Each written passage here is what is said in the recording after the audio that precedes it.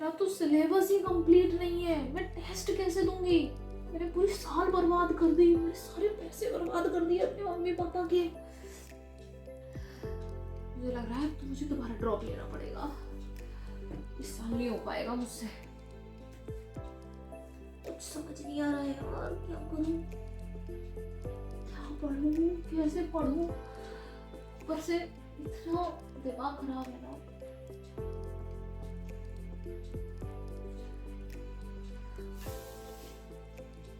बाहर जाती हूँ तो बाहर मन नहीं लगता है, घर में बैठूं तो घर पे मन नहीं लगता है, सोने के लिए नींद नहीं आती है।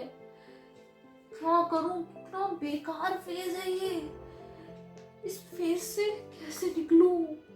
तुम्हें अगर लग रहा है कि इस साल मेरा सिलेबस नहीं हो पाया, मैं अपना नेक्स्ट ड्रॉप लूंगा और नेक्स्ट ईयर फिर पूरा सिलेबस करके आऊंगा और फिर देखना मैं बहुत खुशी खुशी से पेपर दूंगा, ऐसा कभी नहीं होगा। किसी भी सिलेक्टेड स्टूडेंट से जाके पूछ लेना, नीट के या फिर जेई का किसी का भी एग्जाम हो और उससे पहले के 2-3 महीने हमेशा स्ट्रेस्ड वाले आते हैं। उस वक्त सबको अपने आप पे डाउट होता है, लेकिन सेलेक्ट वही होता है जो इस आग के दरिया में से गुजर कर जब जाता है ना, तो वो निखर के एक सोने की तरह आता है। अब 2 महीने रह गए हैं और 2 महीने के लिए अपने दिमाग में से इस लाइन को हटा दो, सिलेक्शन होगा या नहीं। अपने रिजल्ट के बारे में सोचना बिल्कुल बंद कर दो। क्यों? जिस फेज से तुम अभी गुजर रहे हो वो फेज सबकी लाइफ में आता है और हर बार आएगा ही आएगा। रिजल्ट की बिल्कुल परवाह ही नहीं करोगे। तब तुम अगर सेलेक्ट हो गए तो ऑब्वियसली तुम एक सोने की तरह निखर के आए हो, लेकिन अगर नहीं भी हुए तो कम से कम तुम इतना तो सीखे। इतना स्ट्रेस होने के बावजूद किस तरीके से अपना बेस्ट दिया जाता है, क्योंकि तुम्हें क्या लगता है ये सिचुएशन अभी बस एक यही है, इसके बाद क्या सिर्फ मजे ही मजे हैं लाइफ में? नहीं, अब जैसे जैसे तुम बड़े होते जाओगे उतना ही ऐसी सिचुएशंस बार बार आती जाएंगी।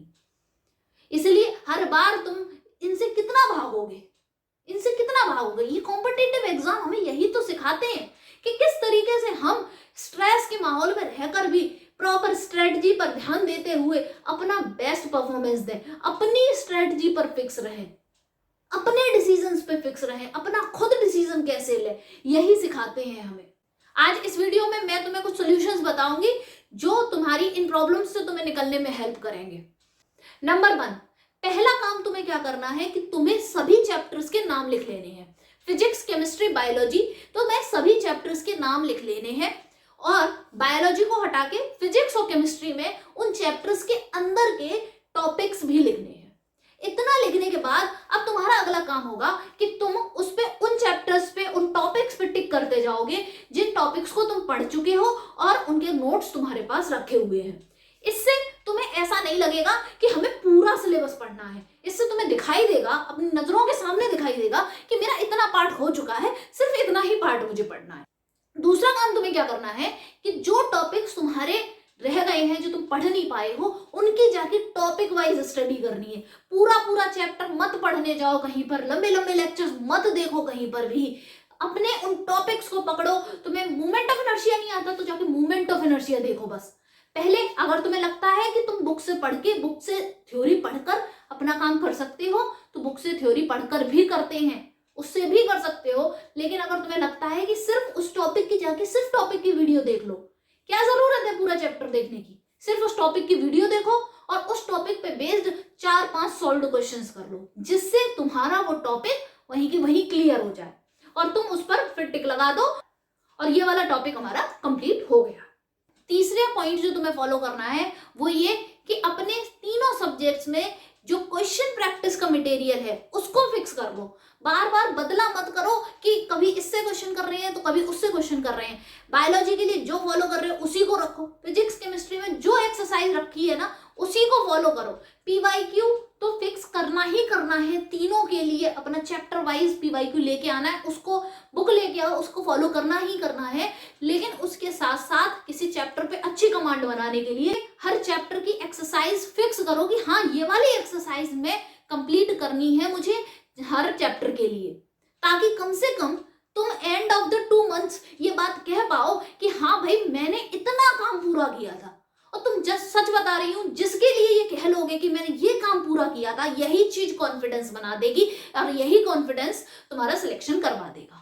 अब चौथा पॉइंट जो तुम्हें फॉलो करना है वो ये कि अपना एक टाइम टेबल बनाओ। अब तुम कहोगे टाइम टेबल क्यों बनाओ, टाइम टेबल तो फॉलो ही नहीं होता, 2 दिन से ज्यादा मैं फॉलो नहीं कर पाता।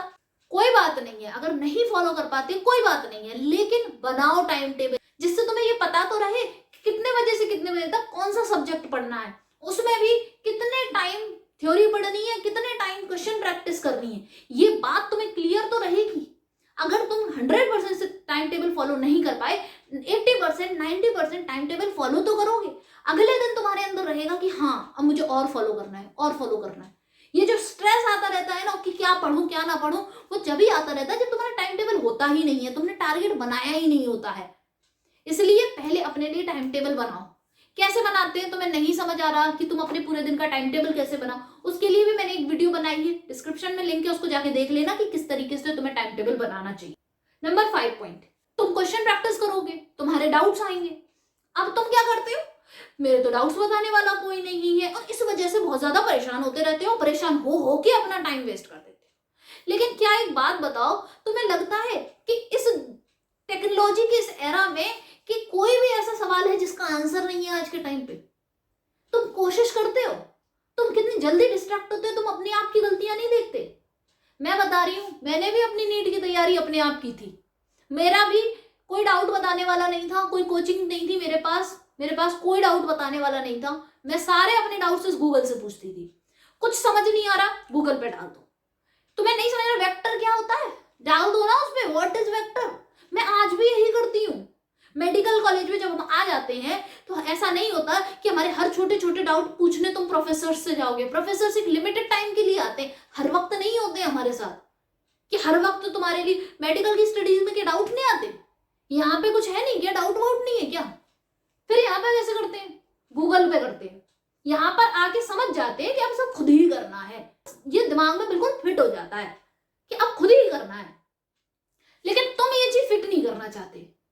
मैंने अपनी नीट की प्रिपरेशन में सबसे बड़ी चीज जो ये फील की है वो ये कि जब स्टूडेंट अपनी जिम्मेदारी अपने ऊपर ले लेता है कि उसे अपनी तैयारी खुद करनी है, कहीं से हेल्प मिल रही है तो ठीक है, नहीं मिल रही है तब भी मैं अपनी तैयारी खुद कर सकता हूँ। क्वेश्चन में डाउट है, तुम क्वेश्चन टाइप करो गूगल पे आता है आंसर, हर फैसिलिटी अवेलेबल है, तो फिर क्यों यूज नहीं करते हो? तुम खुद डिस्ट्रैक्ट हो रहे हो, तुम खुद अपने दिमाग में रिजल्ट के बारे में ज्यादा सोच के रखा है।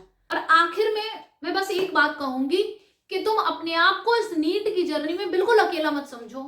कुछ समझ नहीं आ रहा है, तुम मुझे कांटेक्ट कर सकते हो, टेलीग्राम पर मुझे मैसेज कर सकते हो, वहां पर हर स्टूडेंट का आंसर करती हूँ, मैं उससे बात करती हूँ, जो भी उसे दिक्कत होती है।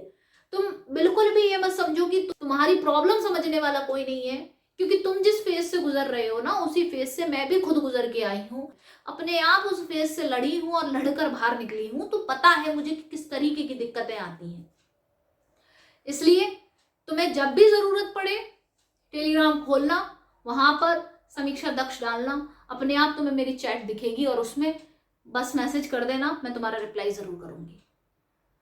और परेशान मत हो, मैं तुम्हारे साथ हूँ।